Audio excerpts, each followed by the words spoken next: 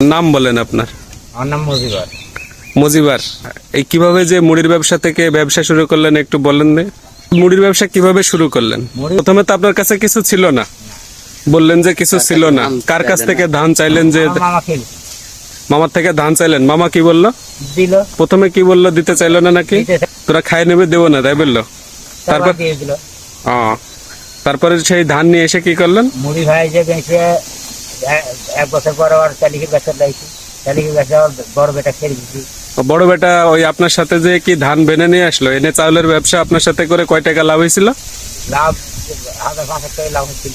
তারপরে ছেলে কি বললো? ছেলে বললে বলতে ভালো হয়েছে, এই গাছটা আমি আর জীবনে ছেড়ে দেব না। ছেলে পড়াশোনা করতে, পড়াশোনা ছেড়ে দিয়ে ব্যবসা শুরু করলো। এখন ছেলে ব্যবসা করে। এখনো বয়স তা আপনার বয়স কত হলো? আমার 85 বছর বয়স। আপনিও ব্যবসা করছেন সারা জীবন? আমি করছি, আমার বাপ করছে, সব করি। সবাই এই ব্যবসার উপরেই? 9 বিঘা জমিও বেশি না হয় গাছের। 9 বিঘা জমি কিনছেন ব্যবসা করে? হ্যাঁ, ব্যবসা করি। আচ্ছা, পরে পরের মাটিতে বাড়ি করা ছিল। এখন কি অবস্থা আপনার, কি মনে হয় এখন কেমন আছেন? এখন আল্লাহ তাআলা ভালো। খুব ভালো। এই যে আপনি বলছেন বয়স কত? 85 বছর। শরীর কি অবস্থা? শরীর শক্ত আছে? শরীর এখনো শক্ত আছে। এখনো শক্ত আছে? এখনো শক্ত আছে। এখন কোথায় গেছিলেন? মাঠে? মাঠে ঘাস কাটছি। মাঠে ঘাস কাটতে? এখন এই ঘাস টাস নিয়ে আসতে পারেন মাথায় করে?